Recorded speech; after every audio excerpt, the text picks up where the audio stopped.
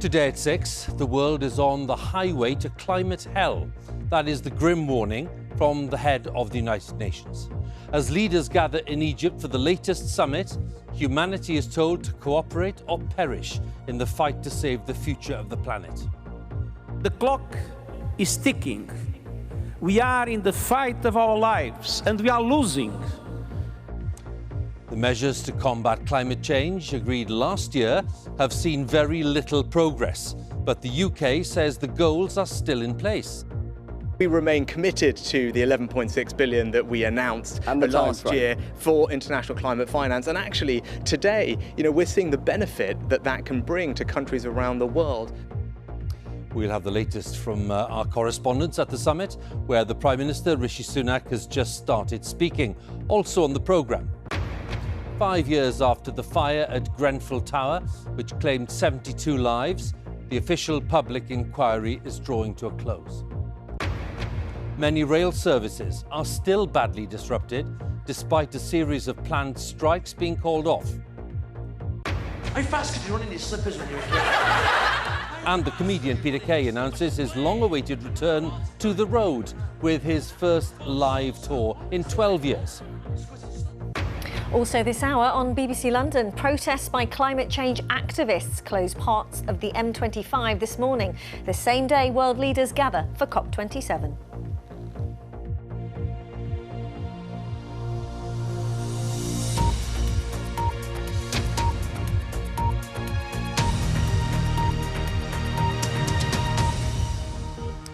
Good evening. The Global Climate Summit, known as COP27, has started in Egypt with the darkest of warnings from the head of the United Nations.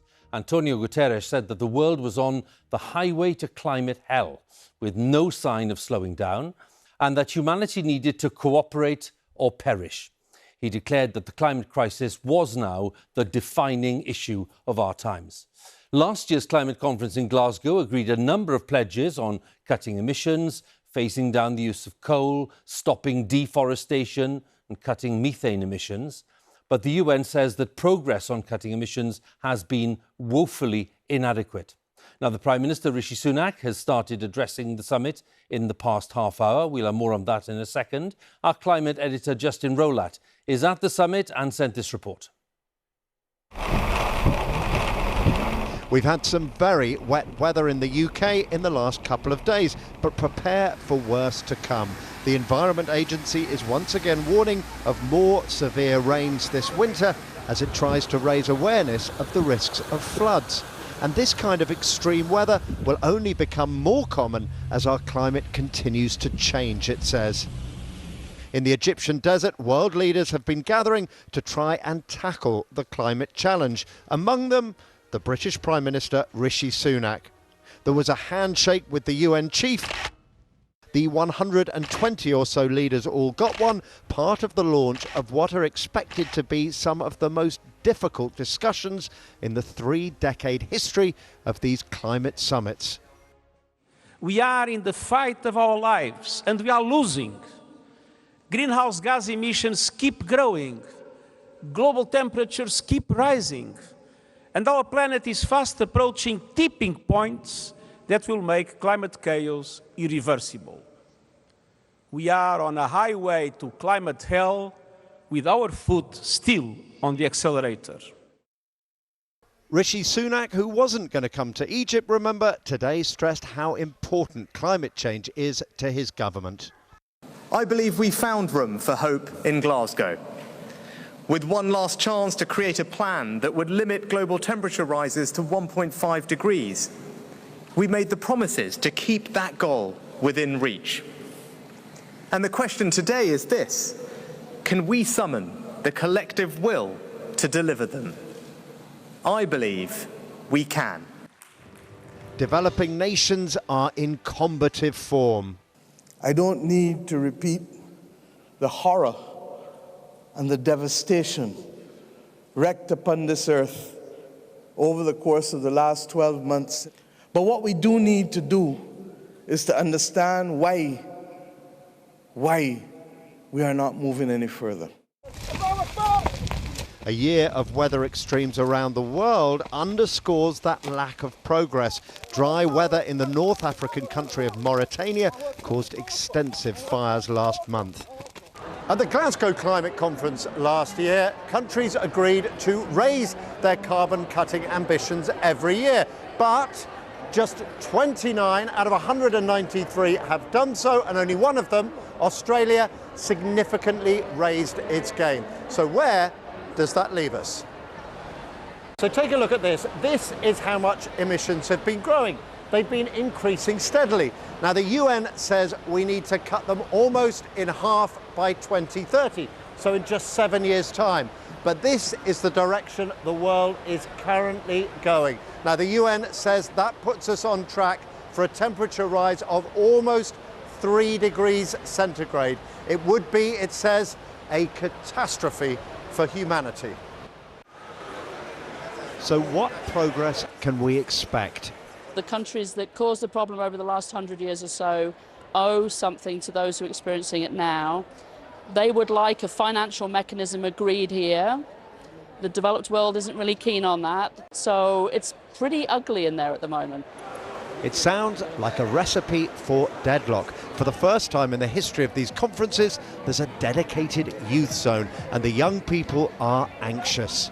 Nothing new has been said. This is the 27th COP of its kind. It's older than I am. We're not just here as symbols of the future. We're here as representatives of the climate crisis being lived through us. My hometown flooded in Mexico when I was 13 years old. That's why I'm a climate activist. We keep having to pressure them, and that is why we are here as the young people applying that pressure, and why we won't back down, because we believe that another world is possible, and it is possible to make those policy changes. What do we want? The young people here can't take part in the formal negotiating process. They worry their voice isn't being heard. But no question, the youth zone is still the noisiest in the conference. Justin Rolat, BBC News, Egypt. Well, as we've seen, the Prime Minister, Rishi Sunak, has arrived in Egypt following his change of mind about attending the summit, and he's been addressing the meeting just in the past half hour. He called for a global mission for clean growth, a message echoed by his predecessor, Boris Johnson, who is also attending COP27 and who called on leaders not to weaken their commitment to net zero, which means cutting greenhouse gas emissions to as close to zero as possible. Our political editor, Chris Mason, is in Sharm el-Sheikh and sent this report. This is what international diplomacy looks and sounds like, or at least what the Egyptian hosts want us to see and hear. Ceremony, serenity, smiles, handshakes. Bring forward, bring forward. Inside, in often cramped meeting rooms, it looks rather more like this.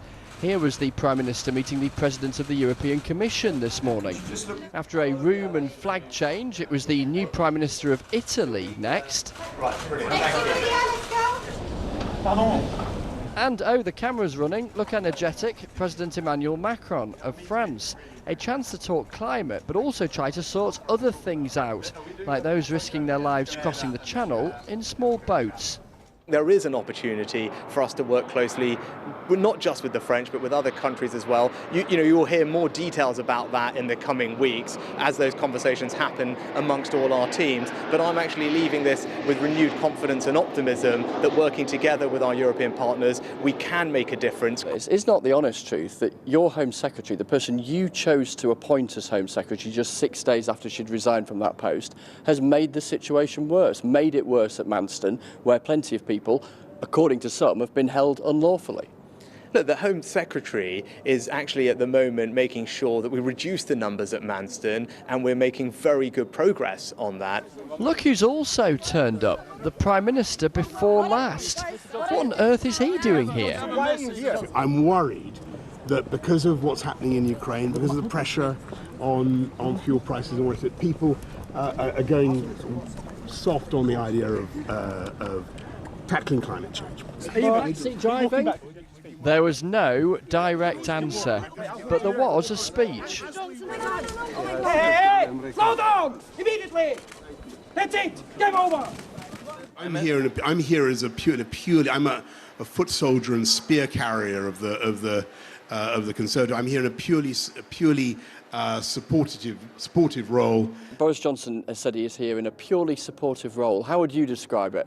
Oh, it's great that the former Prime Minister is here, and I think it says something. If it says something great about the UK, that not only have we got the current Prime Minister here, we've got a former Prime Minister here. It just demonstrates our leadership on this issue globally. As Chancellor during the pandemic, we got a sense of Rishi Sunak's priorities, but now he's on the world stage as a leader, and we wait to see what his instincts are as Prime Minister, particularly on foreign affairs. His challenge here, fulfilling expensive promises at a time of a squeeze at home. The new Prime Minister's flying home tonight, his dash to the Egyptian sand done. The colossal scale of his task just beginning. Chris Mason, BBC News in Sharm el-Sheikh. Let's take stock at the end of this day of talks and go live to Sharm el-Sheikh. Our climate editor, Justin Rowlatt. Progress since last year, they say, woefully inadequate, Justin. Is there any sign there that this year will lay better foundations? Well, I think Glasgow did lay good foundations. What Glasgow called forth, if you like, was ambition, was promises of action. The disappointment here in Egypt is that those promises haven't been fulfilled. The Egyptians say their agenda is implementation. It's getting countries to come good on the promises they've made. So, Glasgow has yet to deliver, if you like, and the question is, can Egypt get countries to do that? We've emphasised this is a huge challenge. There's great anxiety here about whether it will be done, but there are some really interesting discussions alongside the main speeches today about how that might happen. There could be a restructuring of the architecture of international finance, for example, changes to the way institutions like the IMF, the World Bank, the World Trade Organization operate, which may encourage private capital to come into the battle on climate change. So we may not see progress from the governments. The progress may come from the fringe of the conference. So there may yet be hope here from the sands of Egypt, as Chris Mason put it. Justin, many thanks again. Justin Rowlatt, our climate editor there at the COP27 summit. There are more details on the issues being discussed at COP27, what's happened since COP26 in Glasgow last year, what households, for example, and businesses can do to reduce climate emissions. It's on a special section on the website. You'll find all of it at bbc.co.uk/news. Let's move on to one of the day's other main stories, the difficulties on the railways. Most train companies are running a reduced timetable today, despite the fact that 3 days of strikes by the RMT union have been cancelled. The strikes were called off at the end of last week, but that was apparently too late for many services to be reinstated. So let's speak to our transport correspondent, Katie Austin, who's at London's Waterloo station. Katie, what's the latest there on the state of these services? Well, as you say, Hugh, on Friday when the RMT called off these strikes, there was nothing that could be done about Saturday. There was a very limited service on Saturday. And today, again, passengers have faced a lot of disruption, with services starting later than normal and finishing earlier as well. That's despite train companies trying where they can to put on more services on top of that planned strike day timetable. But it is a very complex operation trying to get a full timetable in place again. You've got to get enough of the right people and trains in the right places at the right time. That is very complex, and you've got to get all the software updated as well.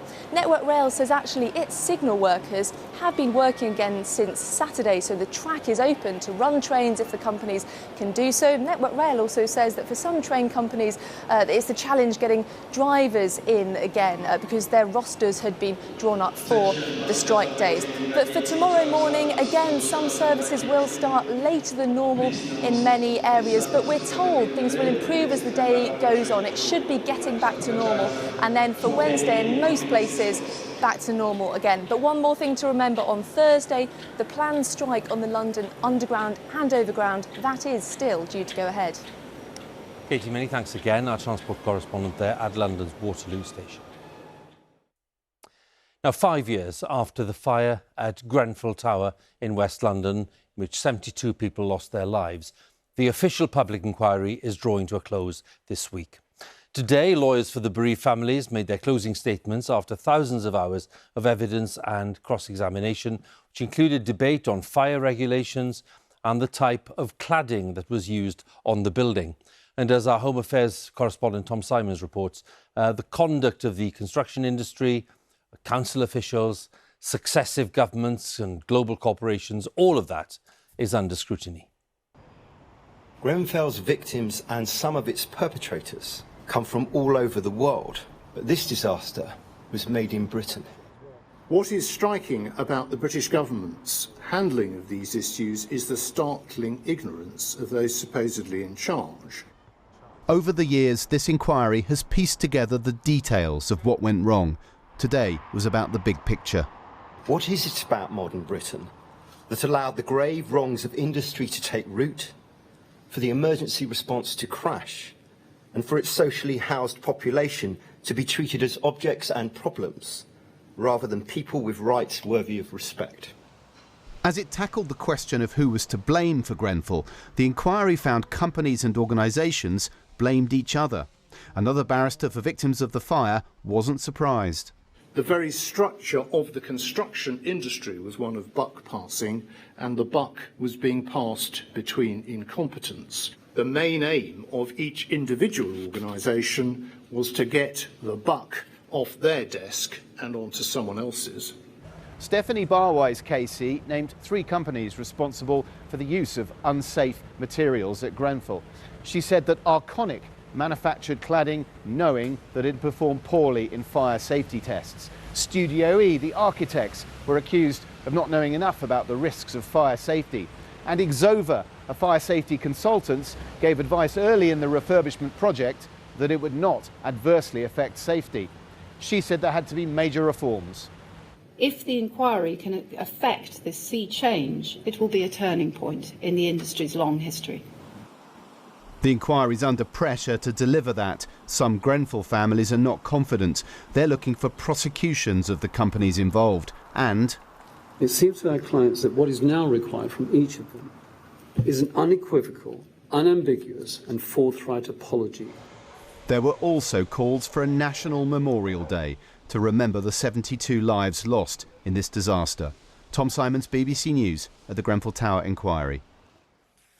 Time is 17 minutes past 6. Our main story this evening. A warning from the United Nations that the world is on the highway to climate hell as world leaders gather in Egypt for the latest summit. Coming up later, red blood cells grown in a lab could revolutionise treatment for some patients. Coming up in London, researching the impact of long COVID, the hospital trying to gain a better understanding to help those suffering. Plus, the late Jamal Edwards honoured for his outstanding contribution to music.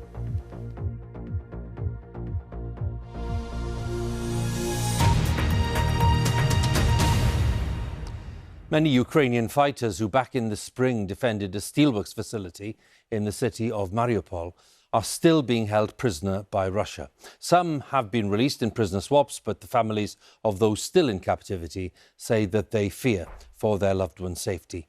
BBC Panorama has spent 6 months tracking down and speaking to those who survived the intense fighting, including one woman called Hannah, whose husband is still believed to be a prisoner.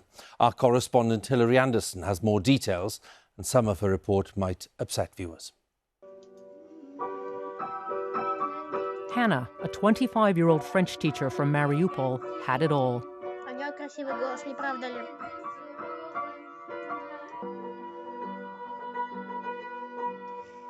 Just before the war, she fell in love.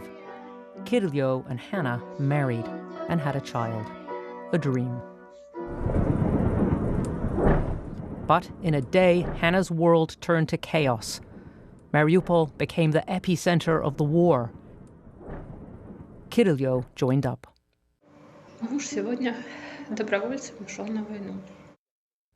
Hannah moved into a bunker in the vast Azovstal steel plant.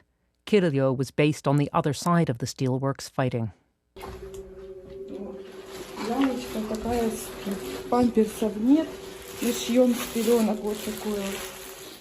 Снідали ми, наприклад, ложка макаронів і вода, і соль. Діти гостро відчували голод. Azovstal became a living hell. Russian firepower rained down on the steel plant. Hannah's bunker was hit. Деякі плакали, деякі почали молитися.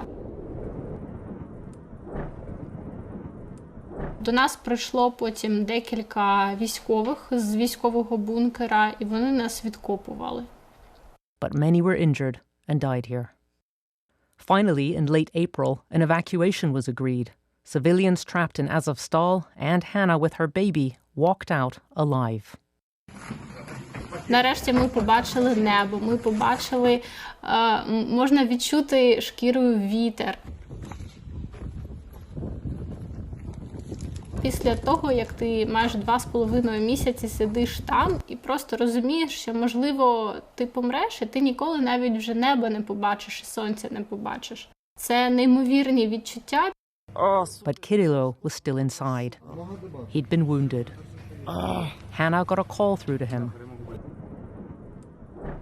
Він казав, що він, мабуть, вже не повернеться і що мені потрібно шукати іншого чоловіка, іншого батька для Святослава. І він казав, будь ласка, обери гарного тата для Святослава, бо я таким не зміг бути. When Russia won the battle, hundreds of Ukrainian soldiers surrendered, and so did Kirilo. He's still a Russian prisoner. Hannah dreams of his return. Коли в тебе є змога кожного вечора сісти поряд із коханою людиною, взяти келих вина, замовити піцу і подивитися разом серіал.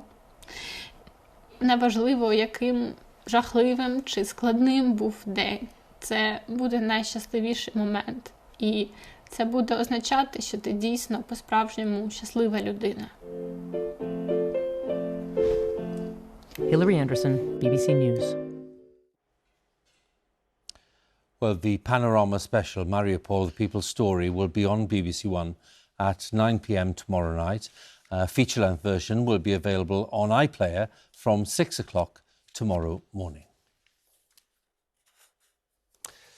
Now, the Manchester City footballer Benjamin Mendy spoke for the first time in his trial at Chester Crown Court today. Mr. Mendy, who's 28, denies 7 counts of rape against 4 women, 1 count of attempted rape, 1 count of sexual assault. The offences involve 6 young women and are alleged to have taken place at his mansion between October 2018 and August of last year. Let's join our North of England reporter Rowan Bridge, who was in court, who has the latest for us. Benjamin Mendy's been on trial here for more than 2.5 months, but today was the first time we heard directly from the French international and Manchester City player. He spoke English with a heavy French accent and began by explaining how he started to get attention from women when he joined the French professional club Marseille. But he said that attention became 10 times more when he joined Manchester City in 2017. I know I'm not Brad Pitt, he told the court, and women didn't come to me for what I looked like. He was asked about his attitude about having sex with women he didn't know, and he told the court, at the time, I wasn't thinking about how they were feeling or if they were going to be upset, because for me, if they wanted sex and I wanted it, everything was fine and I would carry on my partying. But he said being placed on remand at Manchester Prison had made him think again. He said he realised his attitude towards women could be seen as disrespectful. Benjamin Mendy and his co-accused Louis Sahar Machouri deny all the charges against them. Mr Mendy will be back in court tomorrow morning. Rowan, many thanks for the latest there. Rowan Bridge, our North of England reporter. Now, British scientists are taking part in the world's first clinical trial, which has seen red blood cells grown in a laboratory transfused into human volunteers. The manufactured blood cells were grown from stem cells from donors. Scientists believe that manufactured blood cells could revolutionise treatments for those with blood disorders, where it's difficult to find enough donated blood which is well matched to the patient. Our health correspondent, Catherine Burns, has more details on this. Every time someone donates blood, it can save up to 3 lives. This system, though, relies on people giving something for nothing. Now, a clinical trial is trying to copy something our bodies do effortlessly, grow red blood cells in a laboratory. So my vision is, at some point, warehouses full of machines growing blood, so from stem cells, from rare donors. Obviously that We're not at that stage yet. We're still at a very small stage. For now, it's been tested on 2 healthy volunteers. Stem cells are isolated from donor blood and put into this solution for up to 3 weeks. The nutrients in this liquid encourage the stem cells to multiply and grow into red blood cells. It takes 24 litres to make 1 or 2 teaspoons. And scientists also want to see if the lab-grown cells have some advantages over nature. This donation of blood will contain millions and millions of red blood cells. Some of them will be fresh at the start of their life cycle. Others, though, will be older nearer the end of theirs. And researchers hope that the lab-grown cells will all be new, meaning they could survive in the body for longer. The hope is that people who need regular transfusions would then not need them so often. Like Linda Ryan, she has sickle cell, a disorder of the red blood cells. She's alive thanks to monthly blood transfusions, but they also cause side effects like a build-up of iron that could be fatal if left untreated. You put it in your stomach and it runs through for 10 hours. So 3 nights a week she has to sleep with a device that helps break it down. Wow, I mean, I was amazed to hear that something like this could even exist in my lifetime. It would make such a difference not having to go every 4 weeks for blood transfusions at the hospital. All this comes during a blood shortage in England. This is not a solution to that problem. This isn't going to replace blood donors. For the vast majority of patients, there will always be a need for donated blood. But we really see in the future this being a possibility for patients for whom we currently find it really difficult to provide matched blood for, or as a vehicle for delivering drugs to patients with very rare diseases. The aim is for the lab-grown cells to become a treatment. This trial is a first step. It could take years to turn into reality. Catherine Burns, BBC News.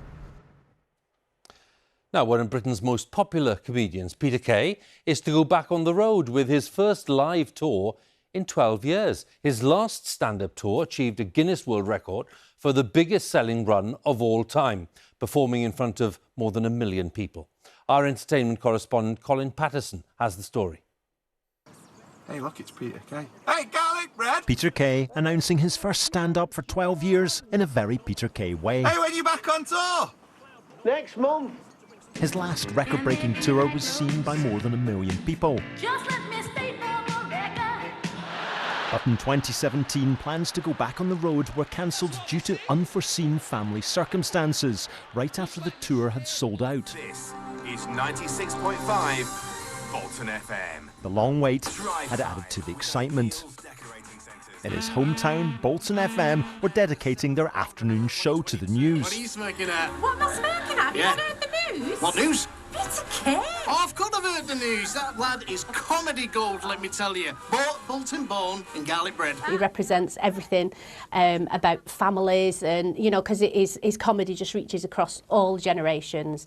But also as well, I think, like, for everybody in the whole of the country who loves Peter Kay, because he's not been around for so long, everybody's missed him, and also as well, you know, we need a laugh. And in the town centre, it was a major talking point. He's just got a generally down-to-earth way of making people laugh, and that's a talent in itself, isn't it? Pretty funny lad. If he's coming back, I'll be happy lad, because he went to my high school. At the assembly, Peter Kay went here, so you ever looked up to someone? It's his classic garlic bread line, isn't it? Garlic bread, you're joking! Early in his career, Peter Kay played a landmark show here at Bolton's Albert Halls. Of course, every venue on this tour is an arena. Is this the way to Amarillo? Peter Kay has acknowledged the cost of living crisis by putting tickets on sale starting at £35, the same price they were when he last toured. Did you get your mum that bungalow? Yeah, he wants a new carpet now. And one place the announcement has caused extra excitement, Bolton's carpet shops. Yeah, if it means I'm getting a ticket, I'm doing him a deal. Definitely. Shh, the boss is in there. Colin Patterson, BBC News, Bolton. Well, good luck with getting a ticket for that. I'm going to be in the queue, certainly. 29 minutes past 6, and Louise is here with the weather. Hi, Louise. Hi there, Hugh. There is probably not much to laugh about, I'm afraid, with the weather at the moment. There's quite a sting in his tail coming through the night tonight. Just take a look at what's happening down in Cornwall as we speak. The seas are starting to whip up. The winds are strengthening. There's a storm coming through the night tonight, but it should be a short, sharp shock. Actually, this plume of cloud moving its way in, and the defined line behind that plume of cloud, that's the cold front. It's got quite a sting in its tail, and it really will bring a spell of very wet and windy weather for just a few hours. So that's certainly worth bearing in mind. We've got weather warnings out in force for it across parts of southwest England, Wales and northwest England. Heavy rain. You can see the brighter yellows and greens. Gusts of winds in excess of 60, 65, maybe 70 miles an hour. Some rough seas as well. So a lot of rain could bring some localised flooding for a time. The good news is it's rattling through at quite a pace. By dawn, it'll actually be sitting out into the North Sea, and then behind it, a trail of showers out to the west. An incredibly mild start to tomorrow morning. Mild is the story as we go through the second half of the week. But Tuesday will be a case of sunny spells and scattered showers. Some of those showers heavy, possibly thundery as well. If you do get to see a little bit more sunshine in comparison to today, and if you dodge the showers, you should do, well, those temperatures are going to be up to around 15 degrees. Not bad for this time of year. And in actual fact, as we move into the end of the week, this area of high pressure across Europe is going to prevent frontal systems from making inroads. It will sit out to the north and west, so there will be a plume of wetter weather to the far northwest, but one unifying factor is that southerly wind still keeping it very mild indeed. Temperatures perhaps peaking into the mid to high teens in some places, and look where they should be for this time of year. Hugh. Okay, Louise, many thanks. Louise there with the latest on the weather. That's BBC News at 6 on Monday, the 7th of November. You can keep up to date with all the latest developments, of course, on the BBC website. But from the 6 team, it's a goodbye. The news continues on BBC One with all of our colleagues in the news and in the nations and regions standing by. So from all of us, thank you for watching. Goodbye for now.